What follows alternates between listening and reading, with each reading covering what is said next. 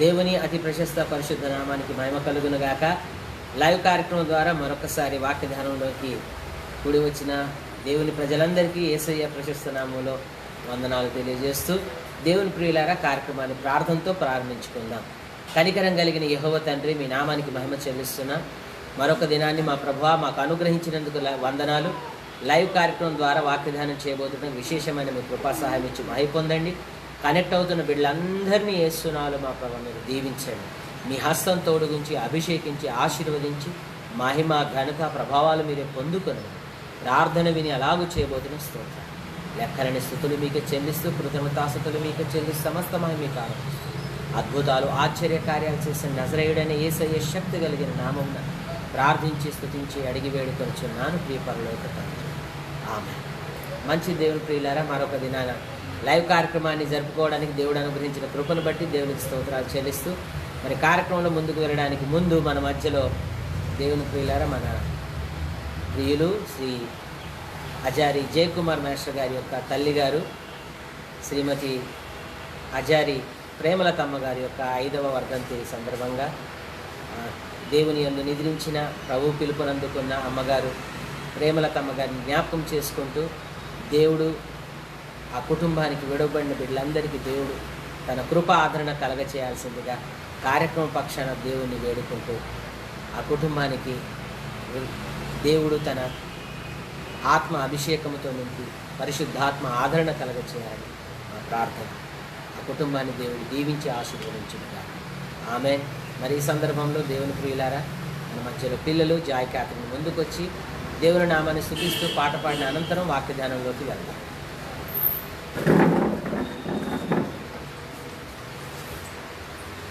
అనువంత పాపమైన నన్ను వంటని నీ వంటి పరిశుద్ధత నా ప్రభువా నాకియ్యవా నాకియ్యవా నాకియ్యవా.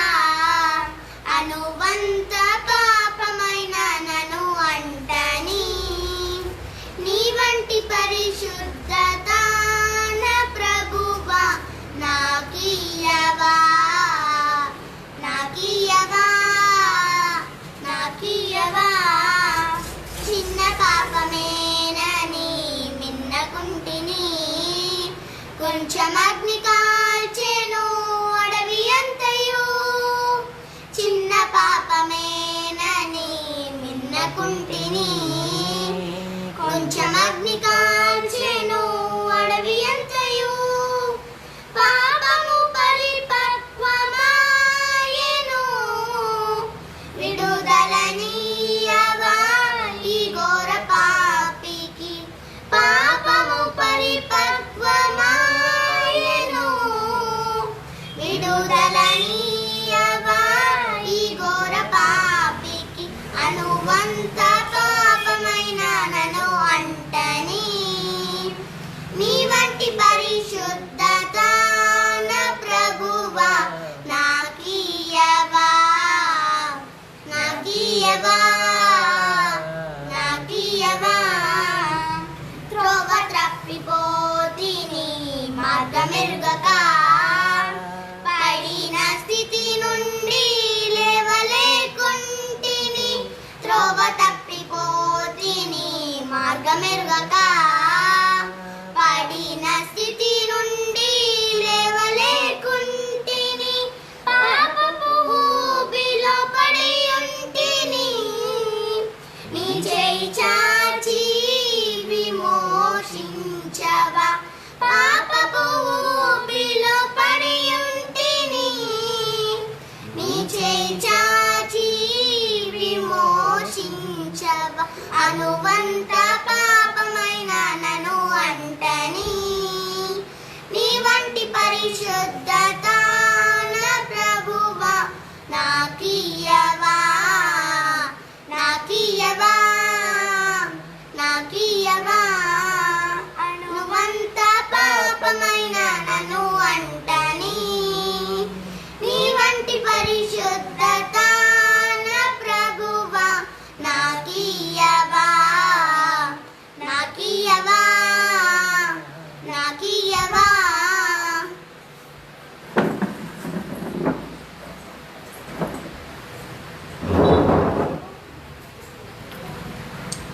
చాలా సంతోషం. చక్కని పాట పాడి దేవుని నామమును మహిమపరిచిన చిన్న బిడ్డలను దేవుడు దీవించి ఆశీర్వదించునుగా.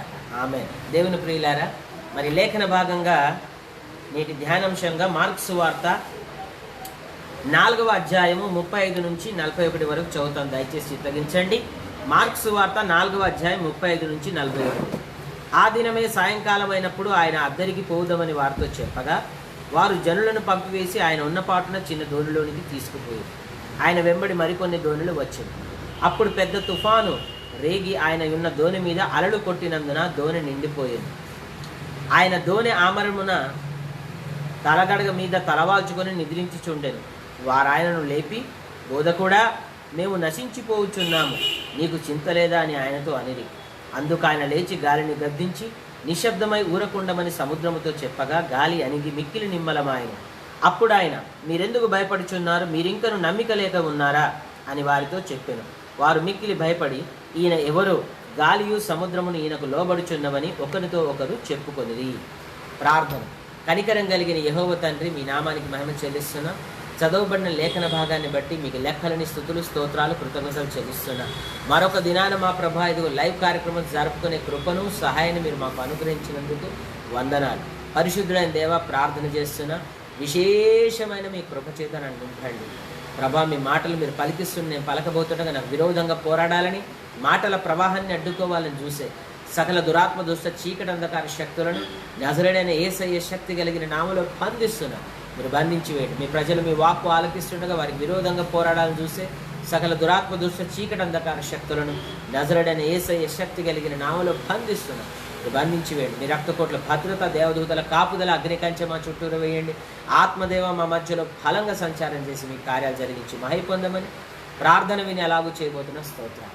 తండ్రి, మీ ప్రేమను బట్టి స్తోత్రాలు, యేసయ్య మీ కృపను బట్టి స్తోత్రాలు, పరిశుద్ధాత్మదేవ మీ సహాయాన్ని బట్టి స్తోత్రాలు చెల్లిస్తూ, లెక్కలేని స్తుతులు మీకే చెల్లిస్తూ, కృతజ్ఞతాస్తుతులు మీకే చెల్లిస్తూ, సమస్త మహిమ ఘనత ప్రభావాలు మీకు ఆరోపిస్తూ, అద్భుతాలు ఆశ్చర్య కార్యాలు చేసే నజరేయుడైన యేసయ్య శక్తి కలిగిన నామమున ప్రార్థించి స్తుతించి అడిగి వేడుకొనిచున్నాను ప్రియ పరలోక తండ్రి. ఆమేన్, ఆమేన్, ఆమేన్. మంచి దేవుని ప్రియులారా, చాలా సందర్భాలలో నాకే ఎందుకు ఈ కష్టాలు వస్తున్నాయి, నాకే ఎందుకు ఈ బాధలు వస్తున్నాయి, నాకే ఎందుకు ఈ శ్రమలు వస్తున్నాయి అని చాలామంది తమలో తాము అనుకుంటూ ఉంటారు. ఏమని అనుకుంటారండి? నాకే ఎందుకు ఈ కష్టాలు వస్తున్నాయి, నాకెందుకు ఈ బాధలు వస్తున్నాయి, నాకే ఎందుకు ఈ ఇబ్బందులు వస్తున్నాయి అని చాలామంది అనుకుంటుంటారు. దేవుని ప్రియులారా,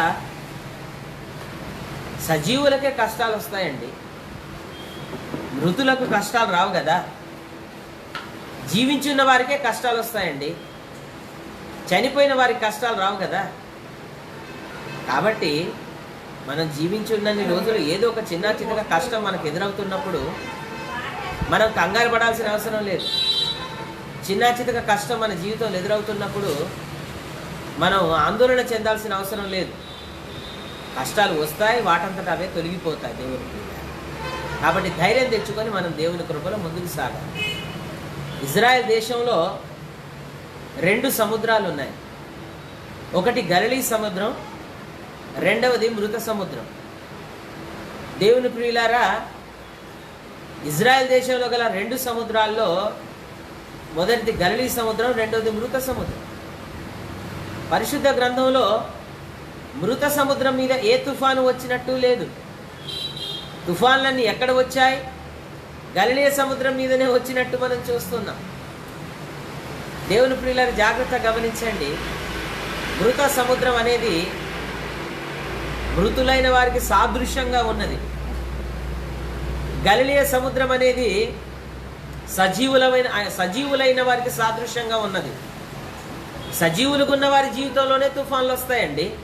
గలిలీ తుఫాను సముద్రం మీద తుఫాన్లు వచ్చినట్టు, మృత సముద్రం మీద తుఫాన్లు రానట్టు దేవుని ప్రియులారా, మృతులైన వారి జీవితంలో ఏ కష్టం ఉండదు. కాబట్టి జీవించిన కాలంలో చిన్న చిన్న కష్టాలు వస్తూ ఉంటాయి. అయితే దేవుని ప్రియులారా, ఇప్పుడు చదవబడిన లేఖన భాగంలో యేసు ప్రభుల వారితో పాటు యేసు ప్రభుల వారి శిష్యులు గలిలీ సముద్రం మీద ప్రయాణం చేస్తున్నారు. ఈ వైపు నుంచి ఆ వైపుకు వెళ్దామని యువతల వైపు నుంచి అవతలికి ప్రయాణం చేద్దామని యేసుప్రభుల వారితో శిష్యులు కూడా ప్రయాణం చేస్తూ ఉన్నారు. దేవుని ప్రియుల ప్రయాణం స్టార్ట్ అయినప్పుడు, ప్రారంభమైనప్పుడు అంత వాతావరణం బాగానే ఉంది. కానీ కొంచెం దూరం వెళ్ళిన తర్వాత సడన్గా వాతావరణం అంతా మారిపోయింది. పెద్ద తుఫాను రేగడం మనం చూస్తున్నాం. అవును కదండి, జీవితంలో కూడా కష్టాలు చెప్పి రావు, బాధలు చెప్పి రావు, అంత బాగానే కనబడుతూ ఉంటుంది. కానీ సడన్గా జీవిత ప్రయాణంలో మధ్యలోనే కొన్నిసార్లు తుఫాన్లు ఎదురవుతూ ఉంటాయి. శ్రమలనే తుఫాన్లు, కష్టం అనే తుఫాన్లు, బాధలనే తుఫాన్లు, ఇబ్బందులనే తుఫాన్లు ఎదురవుతూ ఉంటాయి. ఈ తుఫాను ఎదురవుతున్నప్పుడు దేవుని ప్రియులారా అలలు వచ్చి దోణిలో పడిపోతున్నాయి. దోణి నీటితో నిండిపోయినట్టు చూస్తూ ఉన్నాం. ఆ సమయంలో యేసుప్రభుల వారు తలగడ మీద తలవాల్చి నిద్రిస్తున్నట్టు చూస్తున్నాం. శిష్యులు గాబరలో ఆయన దగ్గరికి వెళ్ళి, ప్రభువా మేము నశించిపోవచ్చున్నాం, నీకు చింత లేదా అని అడుగుతారు. అప్పుడు ఆయన లేచి, అయ్యయ్యో అల్ప విశ్వాసులారా, మీరు ఎందుకు భయపడుచున్నారు, ఇంకా నా యందు నమ్మిక ఉంచలేదా అని చెప్పేసి గాలిని గద్దించగా ఆ గాలి సద్దుమణిగిపోయి తుఫాను అణిచివేయబడి అంతా నిమ్మలమైపోయింది. అప్పుడు యేసుప్రభుల వారు ఎవరు అని ఆశ్చర్యంగా వారు యేసుప్రభుల వారి గురించి ఆలోచించినట్టు మనం అక్కడ చూస్తాం. ఇది మనం చదవబడిన లేఖన భాగంలో ఉన్న సారాంశం. దేవుని ప్రియులారా, ఇలాగే మన జీవితంలో కూడా అప్పుడప్పుడు పెను తుఫాన్లు వీస్తుంటాయి. శ్రమలనే తుఫాన్లు, కష్టాలనే తుఫాన్లు, బాధలనే తుఫాన్లు మన జీవితంలో ఎదురవుతుంటాయి. ఆపదలు అనే తుఫానులు, అవమానాలనే తుఫానులు, ఆర్థిక పరిస్థితులనే ఆర్థిక ఇబ్బందులనే తుఫాన్లు, అనారోగ్యం అనే తుఫానులు మన జీవితంలో కూడా అప్పుడప్పుడు చెలరేగుతుంటాయి. అయితే జాగ్రత్తగా గమనించండి, ఈ తుఫాన్లు ఎందుకు వచ్చాయి అంటే బహుశా వీరి ప్రయాణానికి ఆటంకం కలగజేయడానికి వచ్చిందేమో. బహుశా వీరి ప్రయాణం ముందుకు సాగకుండా చేద్దామని వచ్చిందేమో. బహుశా వీరి దోణిను ముంచుదామని వచ్చిందేమో. బహుశా వీరు ప్రయాణం చేస్తున్నప్పుడు వీరిని నశింపజేద్దామని తుఫాను వచ్చిందేమో, మనకు తెలియదు.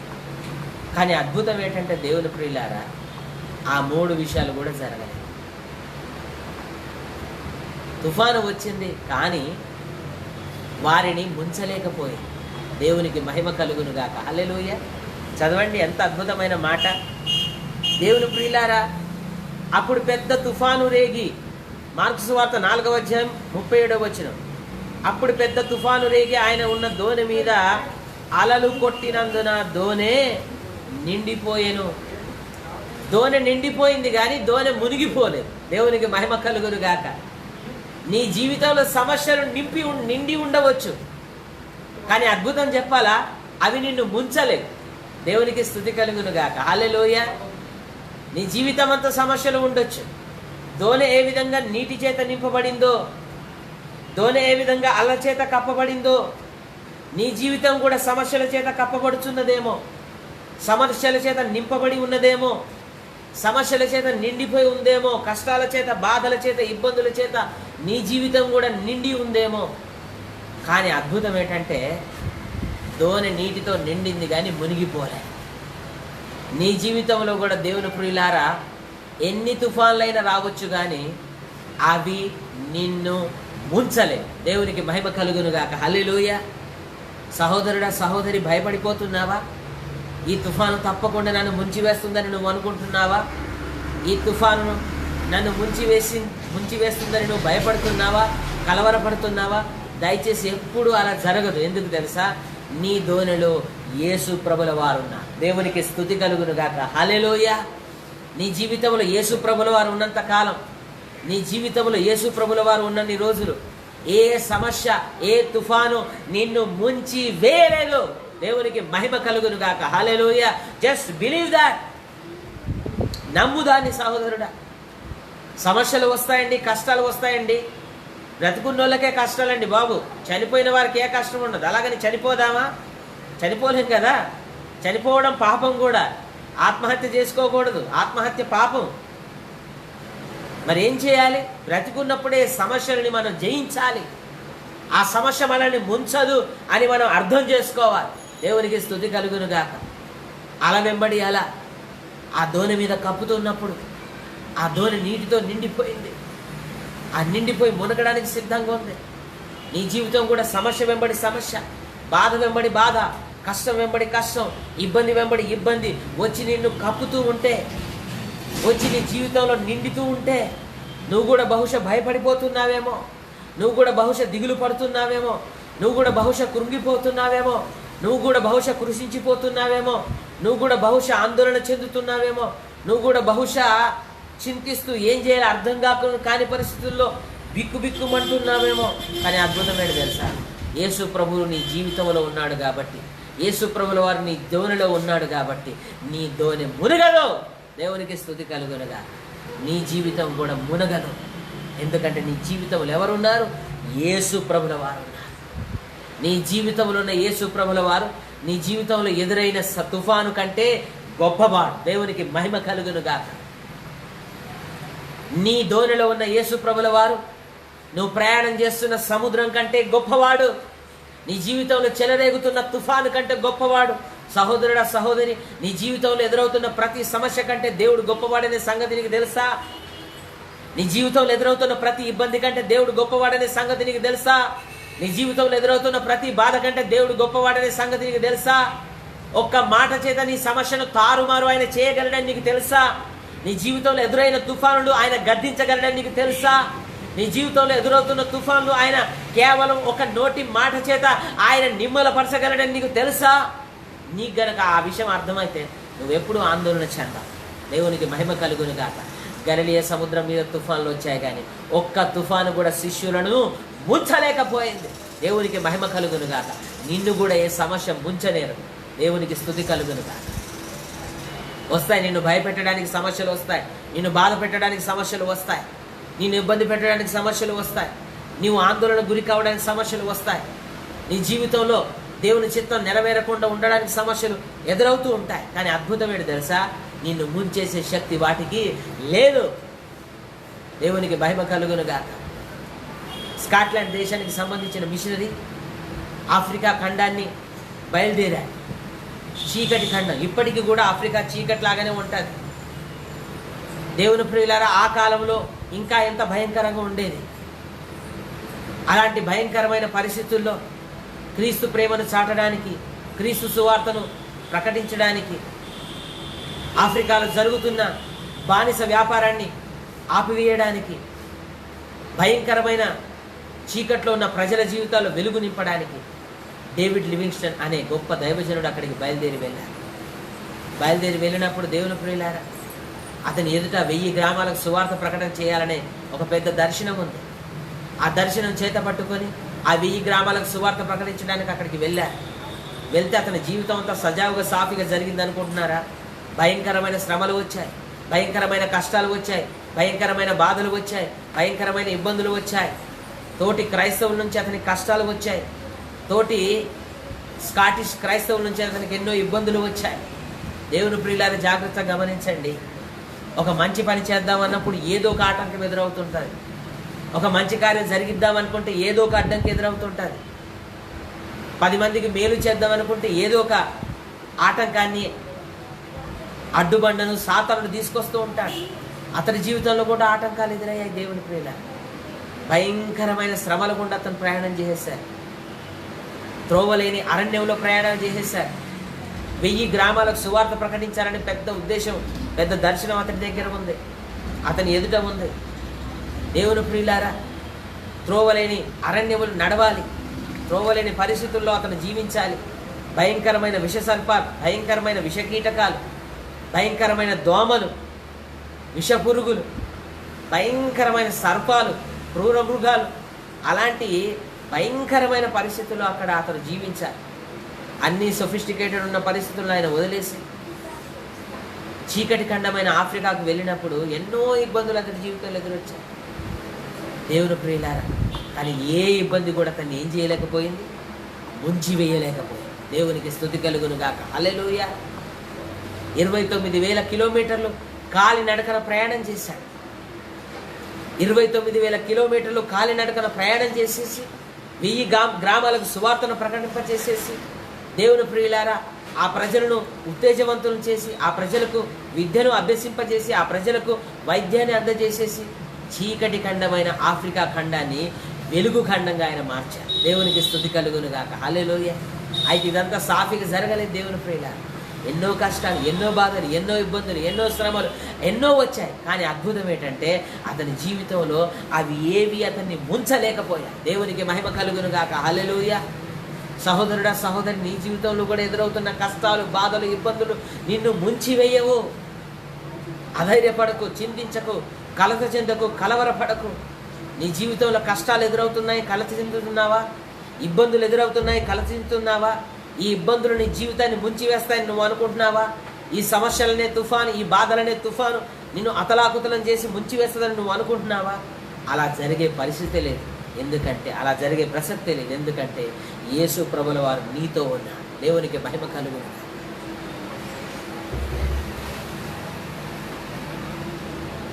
ఆఫ్రికా ఖండానికి వెళ్ళినప్పుడు డేవిడ్ లివింగ్స్టన్ గారు తన ఆరోగ్యాన్ని కోల్పోయారు. ఆఫ్రికా ఖండానికి వెళ్ళినప్పుడు డేవిడ్ లివింగ్స్టన్ గారు తన సతీమణిని కోల్పోయారు. ఆఫ్రికా ఖండానికి వెళ్ళి పరిచయం చేస్తున్నప్పుడు డేవిడ్ లివింగ్స్టన్ గారు తన కంటి చూపును కోల్పోయారు. ఒక కన్ను చూపును కోల్పోయినా, తన భార్యను కోల్పోయినా, తన ఆరోగ్యాన్ని కోల్పోయినా, ఏది జరిగినా, ఎన్ని పరిస్థితులు ఎదురైనా తన పరిచర్య మాత్రం ఆపలేదు, ముందుకే సాగాడు. అద్భుతమైన తెలుసా, చీకటి ఖండాన్ని వెలుగు ఖండంగా దేవుడు అతని ద్వారా జరిగించాడు, మార్పు కలగజేశాడు. ఆఫ్రికా ఖండాన్ని వెలుగు ఖండంగా చేసి ఆశీర్వదించాడు. దేవునికి స్తుతి కలుగుతాడు. ఏటి రహస్యం? ఇన్ని శ్రమలు వచ్చినా, ఇన్ని కష్టాలు వచ్చినా, ఇన్ని బాధలు వచ్చినా, ఇన్ని ఇబ్బందులు వచ్చినా ఏటి రహస్యం? డేవిడ్ లివింగ్స్టన్ గారు ఏ విధంగా సేవ చేశారంటే, ఆయన తన డైరీలో రాసిన మాటలను బట్టి మనకు తెలుస్తుంది ఏంటంటే, ఆయన తన డైరీలో ఇలాగ రాశారు: ప్రభువా, నన్ను ఎక్కడికైనా పంపు, కానీ మీరు నాతో కూడా రావాలి. ఎంత భారమైన నా మీద మోపండి, కానీ మీరు నాకు బలం ఇవ్వాలి. ఏ బంధాన్నైనా నా జీవితం నుంచి తెంచివేయండి, పర్వాలేదు, కానీ మీతో ఉన్న అనుబంధాన్ని మాత్రం దయచేసి నా జీవితంలో నుంచి తెంచివేయకండి అని ఆయన ప్రార్థన చేసి ఆ ప్రార్థన తన డైరీలో రాసుకున్నారు. అవును, నిజమే ప్రియులారా, ఎక్కడికైనా పంపు, కానీ మీరు నాతో రావాలి.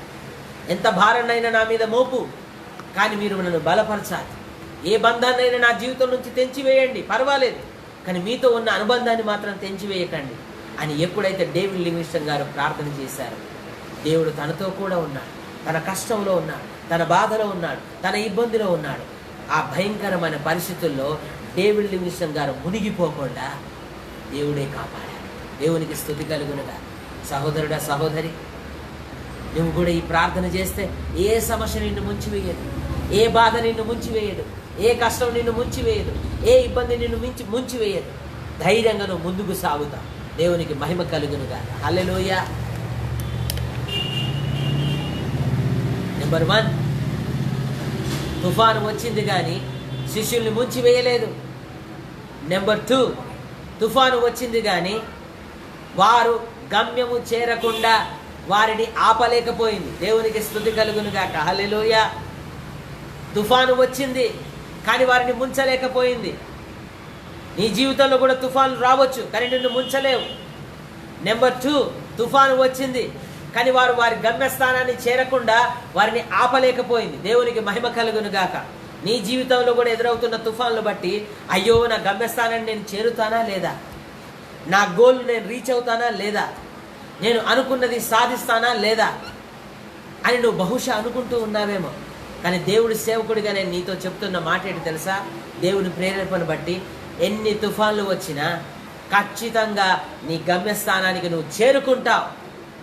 నీ గమ్యస్థానానికి చేరుకోకుండా నిన్ను ఆపే శక్తి ఏ తుఫానుకు లేదు.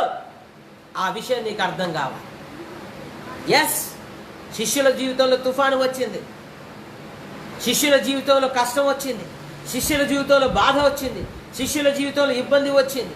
కానీ ఆ తుఫాను, ఆ కష్టం, ఆ బాధ, ఆ ఇబ్బంది వారిని గమ్యస్థానానికి చేరుకోకుండా ఆపలేకపోయింది. దేవునికి మహిమ కలుగునుగా. ఎన్ని ప్రతికూల పరిస్థితులు ఎదురైనా, నీ గమ్యస్థానానికి చేరకుండా నిన్ను ఆపలేవు. ఎందుకంటే యేసు ప్రభుల వారు నీతో ఉన్నారు. దేవునికి స్తుతి కలుగునుగాక. దేవుడి దయ నీతో ఉంది, దేవుడి కృప నీతో ఉంది, దేవుని అభిషేకం నీతో ఉంది, దేవుని హస్తం నీతో ఉంది, దేవుని సన్నిధి నీతో ఉంది, దేవుని ప్రభావం నీతో ఉంది. కాబట్టి ఎన్ని తుఫాన్లు వచ్చినా, ఎన్ని సమస్యలు వచ్చినా, ఎన్ని బాధలు వచ్చినా, ఎన్ని ప్రతికూల పరిస్థితులు వచ్చినా నీ గమ్యాన్ని చేరుకోకుండా నిన్ను ఆపలేవు. దేవునికి మహిమ కలుగునుగాక. హల్లెలూయా. 1793 సంవత్సరం ఇంగ్లాండ్ దేశానికి సంబంధించిన మిషనరీ భారతదేశానికి బయలుదేరి వచ్చారు. ఆయన పేరు విలియం కేరీ గారు. దేవునికి అనేక రోజులు ప్రార్థన చేసిన అనంతరం, ప్రభువా నేను మీ సేవకుడిగా ఏ దేశంలో పరిచర్య చేయాలి అని దేవుడి సన్నిధిలో కనిపెట్టి ప్రార్థన చేసిన అనంతరం దేవుడు భారతదేశాన్ని అతనికి చూపించడం జరుగుతుంది. 1793 సంవత్సరంలో దేవుని ప్రియులారా భారతదేశానికి బయలుదేరి వస్తారు విలియం కేరీ గారు కుటుంబ సమేతంగా. 1793 సంవత్సరం నవంబర్ మాసం 11వ తేదీన ఆయన కలకత్తాను చేరుకోవడం జరిగింది. దేవుని ప్రియులారా కలకత్తా చేరుకున్న తర్వాత ఇక దేవుడి సేవ చేద్దాం, అన్ని అనుకూల పరిస్థితులే ఉంటాయి అని బహుశా తను అనుకుని ఉన్నారు. కానీ అక్కడికి వచ్చిన తర్వాత అతని జీవితంలో కష్టాలు ప్రారంభమయ్యాయి. భాష కాని భాషలో, దేశం కాని దేశంలో, అలవాట్లేని వాతావరణంలో, అలవాట్లేని సాంప్రదాయం మధ్య, అలవాట్లేని సంస్కృతి మధ్య, అలవాట్లేని భోజనం పదార్థాలు తినే ప్రజల మధ్య ఆయన జీవించడం చాలా కష్టమైపోయింది. ఇంగ్లాండ్ దేశంలో ఉన్న వాతావరణం వేరు, భారతదేశంలో ఇండియా దేశంలో ఉన్న వాతావరణం వేరు, బ్రిటిష్ దేశంలో ఉన్న వాతావరణం వేరు, భారతదేశంలో ఉన్న వాతావరణం వేరు. దేవుని ప్రియులారా పరిచర్య చేద్దామని వచ్చారు. చాలా పెద్ద ప్రణాళిక అతడు రూపు కల్పన చేసుకొని సిద్ధపడ్డాడు. భారతదేశానికి దేవుని వాక్కు అందించాలి. ఏదో విధానంగా నేను బైబిల్ని భారతదేశానికి భారతీయ భాషల్లో అందించాలని చెప్పేసి దేవుని ప్రియులారా అనేకమైన భాషలు నేర్చుకోవడం జరిగింది. అతను బెంగాలీ, సంస్కృతం, హిందీ, మరాఠీ తదితర భాషలన్నీ భారతీయ భాషలు నేర్చుకున్నాడు. అన్నీ బాగానే ఉన్నాయి. కానీ సడన్గా ఏం జరిగింది తెలుసా? ఎక్కడున్న వాతావరణ పరిస్థితులను బట్టి తన 5 సంవత్సరాల కుమారుడైన పీటర్ అనే కుమారుణ్ణి కోల్పోవడం జరిగింది. ఆ కుమారుడు చనిపోయాడు. చూడండి, దేవుని సేవ చేద్దామని అనుకొని వచ్చిన దైవజనుడి జీవితంలో పెద్ద తుఫాన్ చెలరేగడం ప్రారంభమైంది. అతని కుమారుడిని కోల్పోయాడు. కుమారుడిని కోల్పోయి రోధిస్తూ ఉండగా ఆ బాధను తట్టుకోలేక అతని భార్య డోరతి పిచ్చి పట్టిపోయింది. భార్యకి పిచ్చి వ్యక్తిగా మారిపోయింది. జీవితంలో ఎదురవుతున్న బాధలు, వేదనలు, ఇబ్బందులు తట్టుకోలేదు. ఒకవైపు కుమారుని కోల్పోయాడు, రెండో వైపు భార్య పిచ్చి పట్టిపోయింది. అయినప్పటికీ ధైర్యం తెచ్చుకొని దేవుని కృపలో ప్రార్థిస్తూ ముందుకు సాగుతున్నాడు. దేవుని ప్రియులారా ప్రింటింగ్ ప్రెస్ని ఏర్పాటు చేసేసి భారతీయ భాషల్లోకి ప్రింటింగ్ ప్రెస్ ద్వారా బైబిల్ని ముద్రించాలని చెప్పేసి ఇంకా బైబిల్ బ్లూ ప్రింట్ అంతా రెడీ చేసేసి ఇంకా ముద్రించడానికి సిద్ధమయ్యే సందర్భంలో పెద్ద అగ్ని ప్రమాదం సంభవించేసి ఆ ప్రింటింగ్ ప్రెస్ అంతా కాలిపోయింది. దేవుని ప్రియులారా సమస్య వెంబడి సమస్య, శ్రమ వెంబడి శ్రమ, బాధ వెంబడి బాధ, ఇబ్బంది వెంబడి ఇబ్బంది, భయంకరమైన తుఫాను చెలరేగింది. ఎవరి జీవితంలో? విలియం కేరీ జీవితం. కానీ అద్భుతం ఏంటి తెలుసా? ఈ తుఫాన్లన్నీ అతన్ని ఏమీ చేయలేకపోయాయి. అతడు ఏ దర్శనం కలిగి ఉన్నాడో ఆ దర్శనాన్ని చేరుకోకుండా ఈ తుఫానులు, ఈ కష్టాలు, ఈ శ్రమలు, ఈ బాధలు అతని జీవితంలో ఆపలేకపోయాయి. ఎన్నో శ్రమలు వచ్చాయి, ఎన్నో కష్టాలు వచ్చాయి, ఎన్నో బాధలు వచ్చాయి, ఎన్నో ఇబ్బందులు వచ్చాయి, ఎన్నో ప్రతికూల పరిస్థితులు వచ్చాయి. కానీ అద్భుతం ఏంటి తెలుసా? ఆ ప్రతికూల పరిస్థితులు, ఆ బాధలు, ఆ ఇబ్బందులు అతడు తన గమ్యస్థానాన్ని చేరుకోకుండా అతన్ని ఆపలేకపోయాయి. ప్రింటింగ్ ప్రెస్ కాలిపోయినప్పటికీ, భయంకరమైన అగ్ని ప్రమాదం సంభవించి ఎంతో నష్టం జరిగినప్పటికీ, మరలా ఆ భయంకరమైన ప్రమాదం నుంచి, నష్టం నుంచి మరలా ఆ దైవజనుడు తేరుకొని దేవుని కృపచేత ముందుకు సాగి, మరలా ప్రార్థన పూర్వకంగా ముందుకు సాగి, అతడు ఏదైతే పగలు రాత్రి దివారాత్రాలు కష్టపడి దేవుని ప్రియులారా ప్రయాసపడ్డంతా బూడిదగా మారిపోయిన పరిస్థితుల్లో కూడా మొక్కవోని ధైర్యం తెచ్చుకొని మరలా దేవుని కృపలో ముందుకు సాగి మరలా బైబిల్ని అనువదించడం స్టార్ట్ చేసేసి చిట్ట చివరికి ఆయన ఏం చేశారు తెలుసా? 24 భారతీయ భాషల్లో బైబిల్ గ్రంథాన్ని సంపూర్తిగా ఆయన అనువదించారు. దేవునికి మహిమ కలుగును గాక. హల్లెలూయా. 40 భారతీయ భాషల్లో కొత్త నిబంధన గ్రంథాన్ని అనువదించేసారు. ఆయన రీచ్ అవని గోల్ అంటూ ఏదీ లేదండి. ఆయన ఊహించిన దానికంటే ఎక్కువ రీచ్ అవ్వడానికి దేవుడు అతనికి కృప చూపాడు, అద్భుతం చేశాడు. దేవునికి మహిమ కలుగునుగా. బైబిల్ని అనువదించడం మాత్రమే కాదండి, ఇండియాలో బ్యాంకింగ్ సిస్టమ్ను ప్రవేశపెట్టింది అతనే, తపాలా సిస్టమ్ను ప్రవేశపెట్టింది అతనే, సతీ సహగమనాన్ని నిషేధించడానికి రాజా రామ్మోహన్ రాయ్తో కలిసి పనిచేసింది అతనే. దేవుని ప్రియులారా జాగ్రత్తగా గమనించండి. యూకలిప్టస్ నుంచి మందును తయారు చేయడానికి ఎంతో కృషి సల్పాడు. దేవుని ప్రియులారా ఇలాంటి అనేకమైన సాంఘిక సేవలు భారతదేశంలో చేశారు. అన్నిటికంటే ప్రాముఖ్యంగా పరిశుద్ధ గ్రంథాన్ని భారతీయ భాషల్లో అనువదించారు.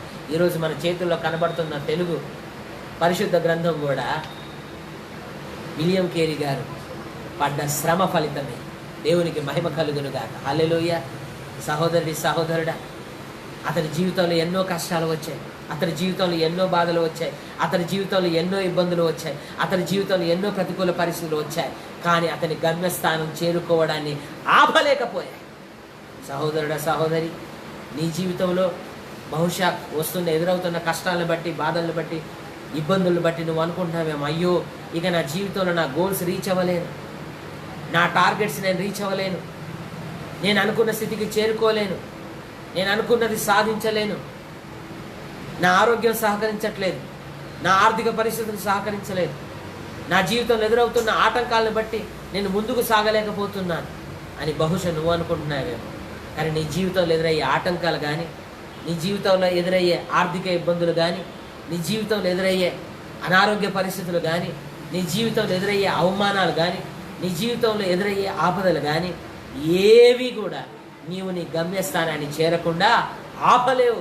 దేవునికి మహిమ కలుగునుగా. హల్లెలూయా. నెంబర్ 1, తుఫాను వచ్చింది కానీ వారిని ముంచలేదు.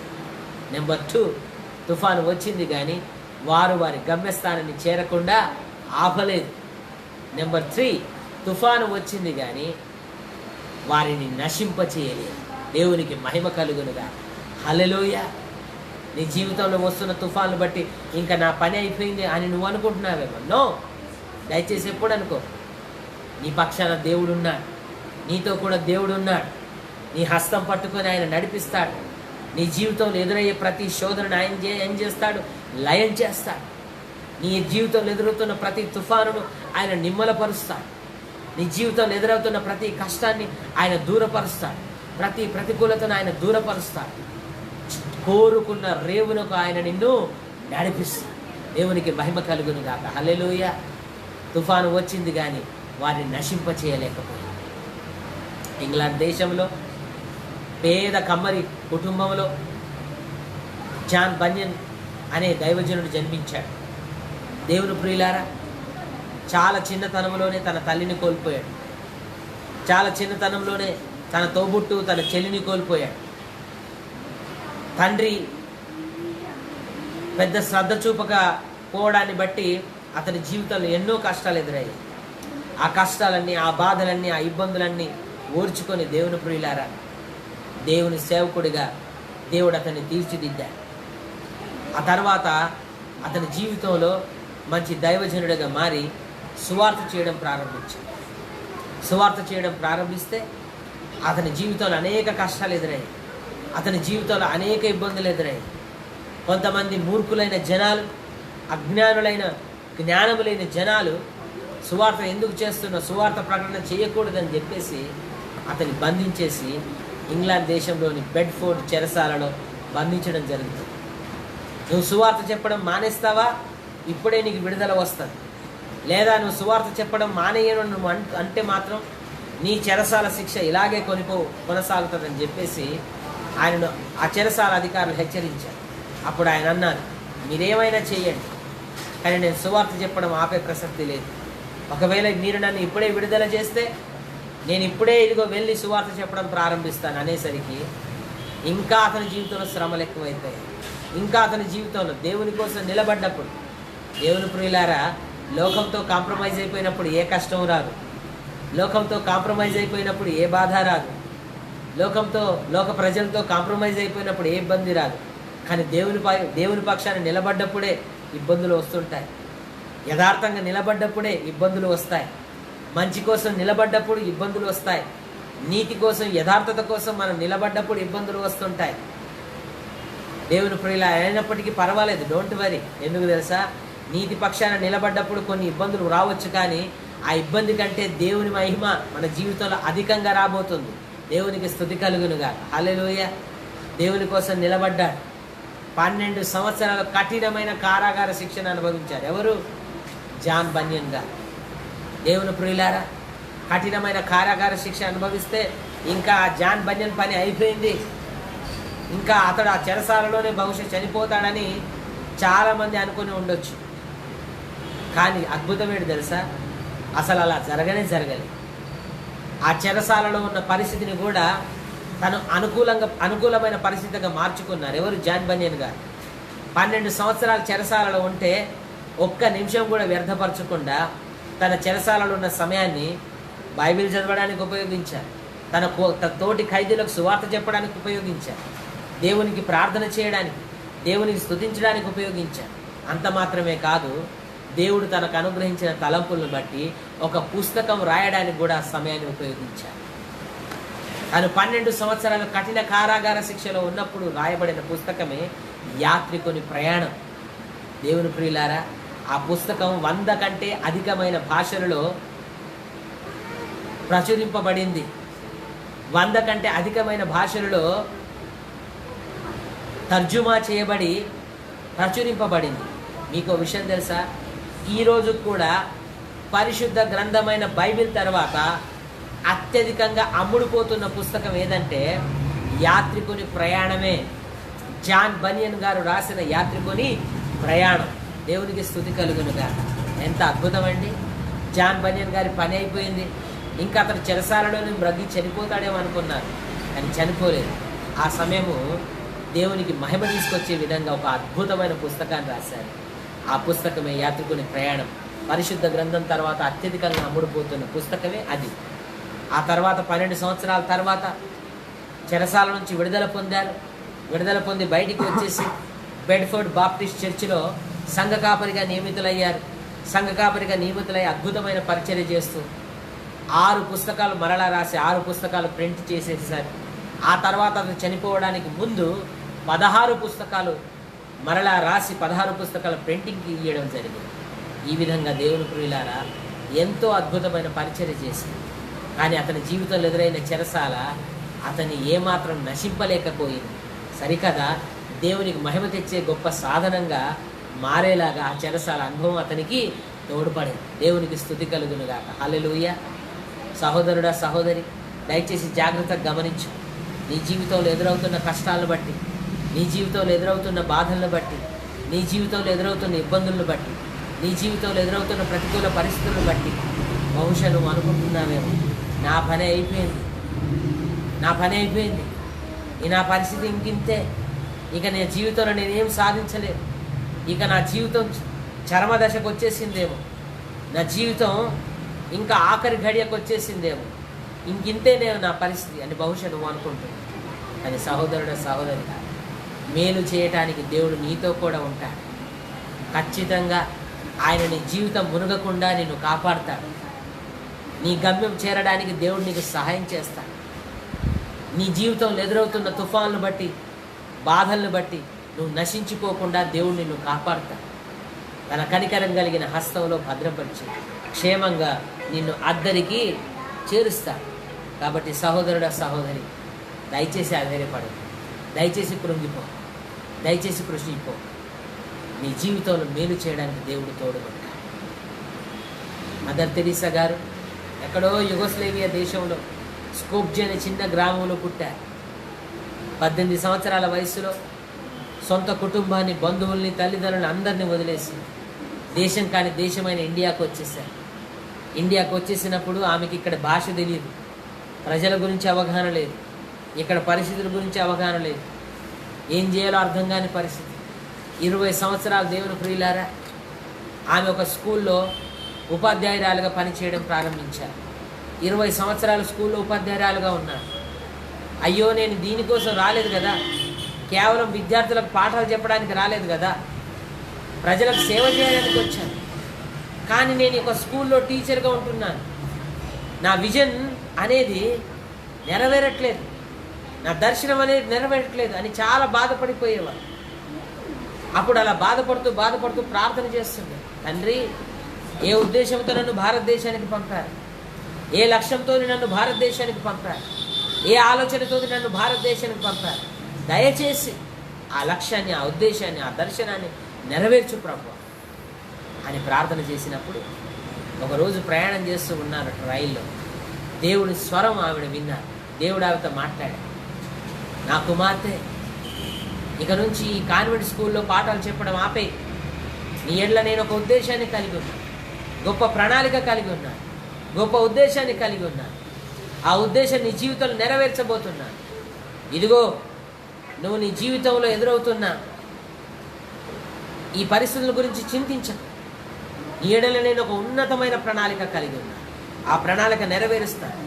ఆ కాన్వెంట్లో పాఠాలు చెప్పడం ఆపేసి ఒక అనాథ శరణాలయాన్ని స్థాపించు, దిక్కులేని ప్రజలను ఆదుకో అని దేవుడు చెప్పినప్పుడు ఆమె వెంటనే ఆమె ఉద్యోగానికి రాజీనామా చేసేసి ఆ ఉద్యోగాన్ని వదిలేసి దేవుని ప్రియులారా దేవుని పరిచర్య చేయడం కోసం ముందుకు సాగడం జరుగుతుంది. అలాంటి సందర్భంలో ఆమె జీవితంలో అంత సాఫీగా సాగలేదు.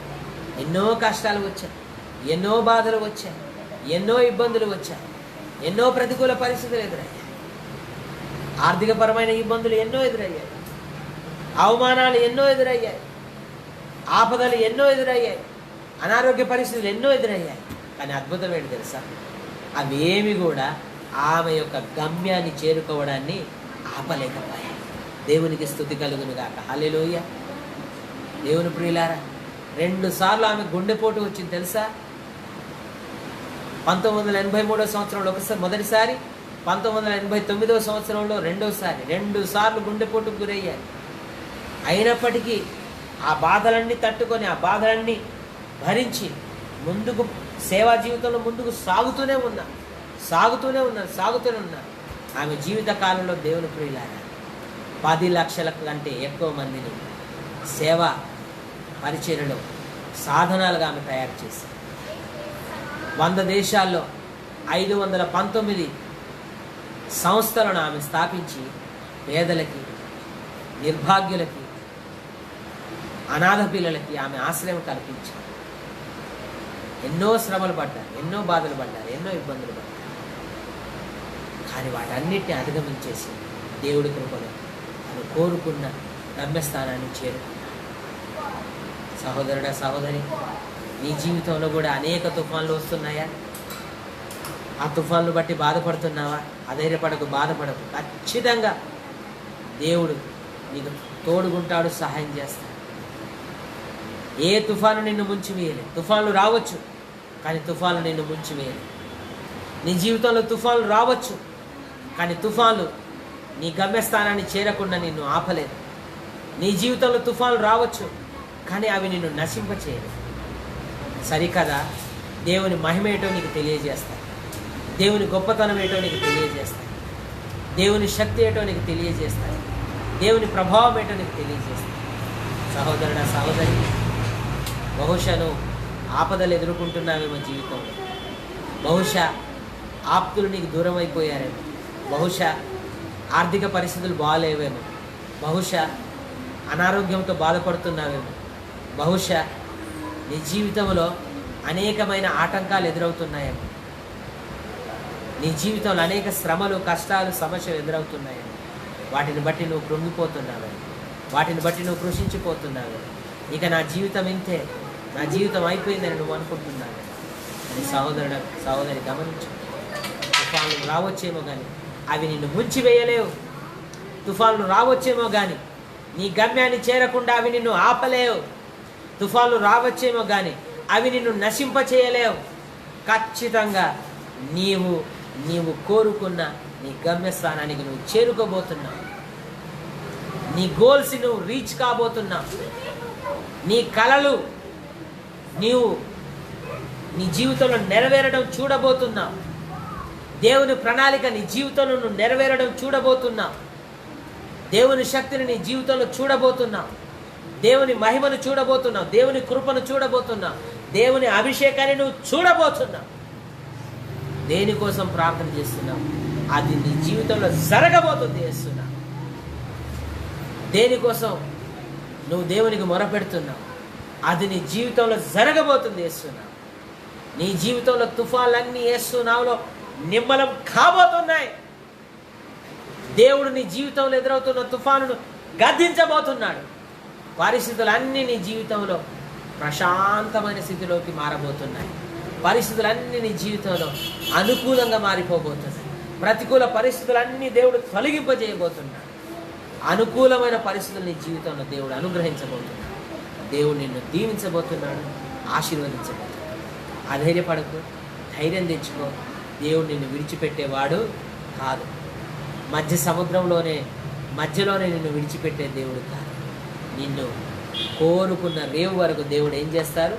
నడిపించి, ఆశీర్వదించి, అభిషేకిస్తారు, దీవిస్తారు. కాబట్టి తుఫానును బట్టి భయపడకు, కృంగిపోకు, అధైర్యపడకు, ఆందోళన చెందకు, చింతించకు.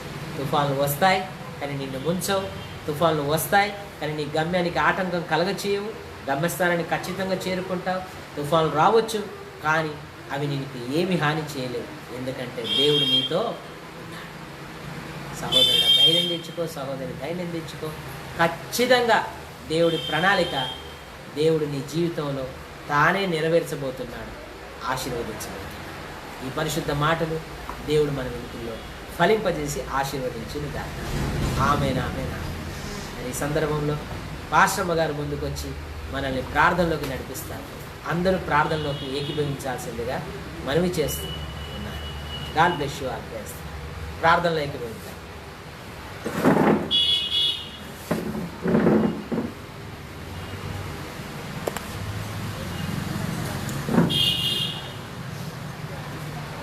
పరిశుద్ధుల గొప్ప దేవుడానికి పరిశుద్ధమైన నామానికి వందనాలు చెల్లిస్తున్నాం తండ్రి. సాయంకాల సమయంలో మరి ఒకసారి ప్రభావ కొంత సమయం మీ పాదాల దగ్గర గడపడానికి కృపదయ చేసిన దాన్ని బట్టి వందనాలు చెల్లిస్తున్నాం నాయన. ఇదిగో ఇంతవరకు ప్రభావ ఇదిగో వార్తల్లో మీకు సహాయం దయచేసేందుకు వందనాలు చెల్లిస్తున్నాం. ఈ నామానికి మహిమ తెచ్చుకున్నారు కాబట్టి నీకు స్తోత్రాలు చెల్లిస్తున్నాం ప్రభా. ఎవరైతే ప్రభా ఈ టైంలో నాయన ఎక్కిపించి ప్రార్థన చేస్తున్నారో వారందరినీ బట్టి మీ సన్నిధిలోనికి వస్తున్నాము తండ్రి.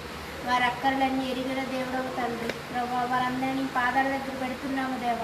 అద్భుతం జరిగించండి ప్రభా. ఆపత్కాలంలో నాకు మొరపెట్టి నేను నీకు ఉత్తరం ఇస్తాను వాగ్దానం చేస్తావు తండ్రి. ఎవరైతే ప్రభా నీ సహాయ స్థితిలో ఉన్నారో తండ్రి, ఎవరైతే వారికి కలిగిన పరిస్థితిని బట్టి వేదన పడుతూ నీ సన్నిధిలోనికి చూస్తున్నారో దేవా, వారందరినీ నీ పరిశుద్ధ హస్తాలకు సమర్పిస్తున్నాను తండ్రి. ఆర్థిక ఇబ్బందుల్లో బాధపడుతున్న వారిని దర్శించండి ప్రభా.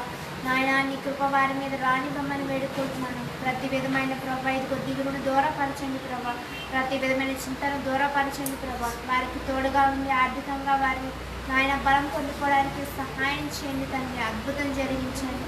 మీ కృప వారికి తోడుగా ఉంచండి తండ్రి. ఎట్టి పరిస్థితుల్లోనూ ప్రభా బలహీన పడిపోకుండా సహాయం చేయండి తండ్రి. నాయన శక్తిలకు బలాభివృద్ధి కలిగి చేస్తూ దేవుడవు తండ్రి వారిని బలపరచండి ప్రభా. ఆశీర్వదించమని వేడుకుంటున్నాను. అనారోగ్యాలతో బాధపడుతున్న వారిని స్వస్థపరచండి ప్రభా.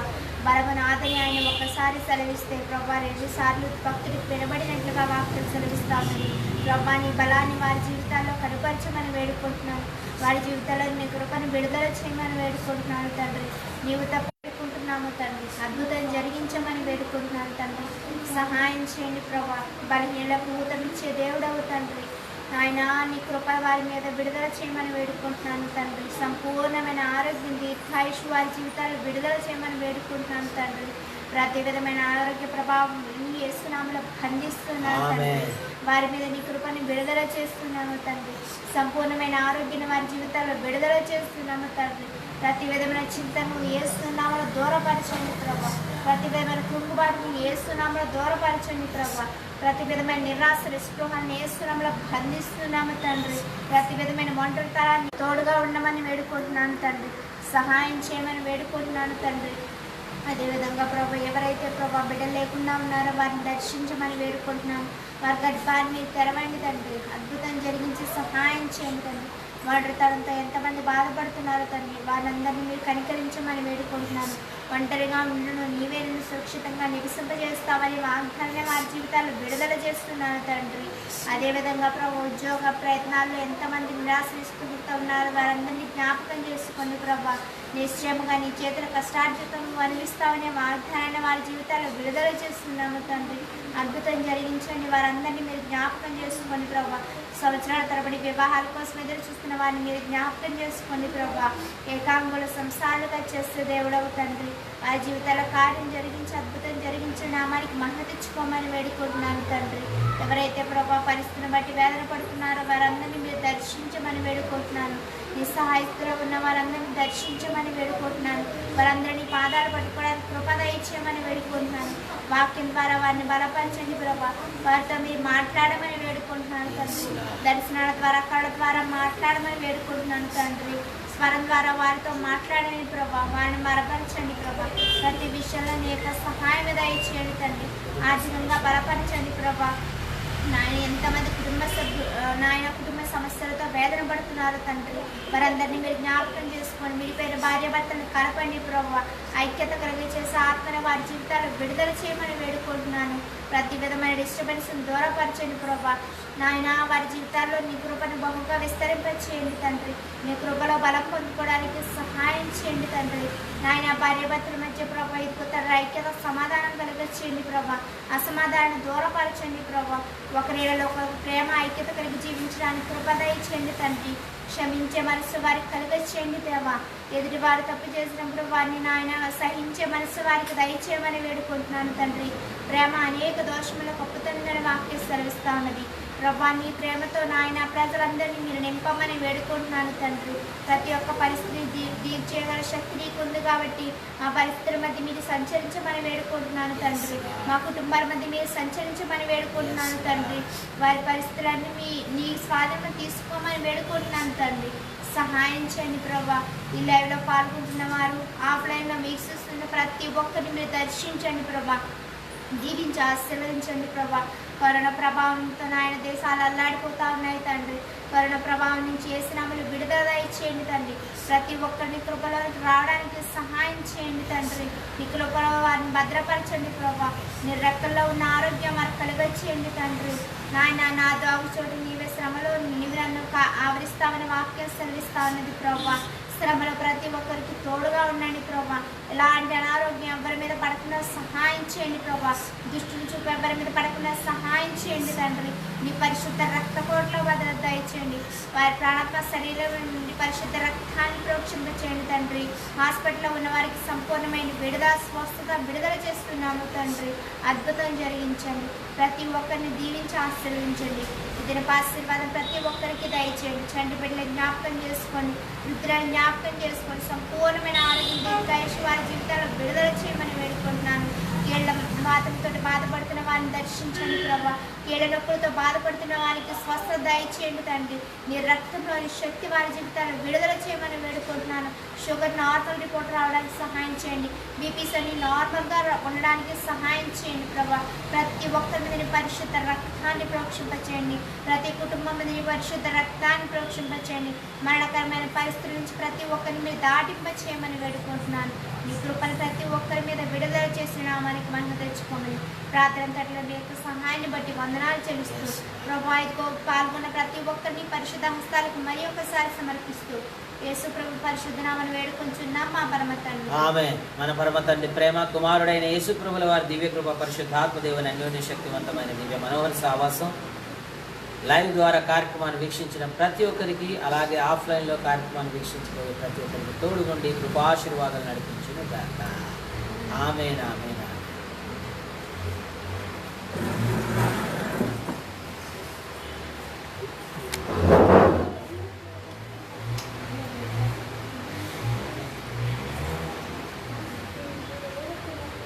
చాలా సంతోషం దేవుని ప్రియులారా. మరి లైవ్ కార్యక్రమం ద్వారా చక్కని వాక్యాన్ని దేవుడు ధ్యానం చేసుకోవడానికి సహాయం చేశారు. మర్చిపోకండి, జీవిత తుఫాన్లో మనల్ని ఏమీ చేయలేదు. దేవుడు ఖచ్చితంగా సహాయం చేసి అందరికీ నడిపిస్తాడు, గమ్యస్థానం చేర్పిస్తాడు, ఆశీర్వదిస్తాడు, అభిషేకిస్తాడు, తనకు సాక్షిగా మిమ్మల్ని వాడుకుంటాడు.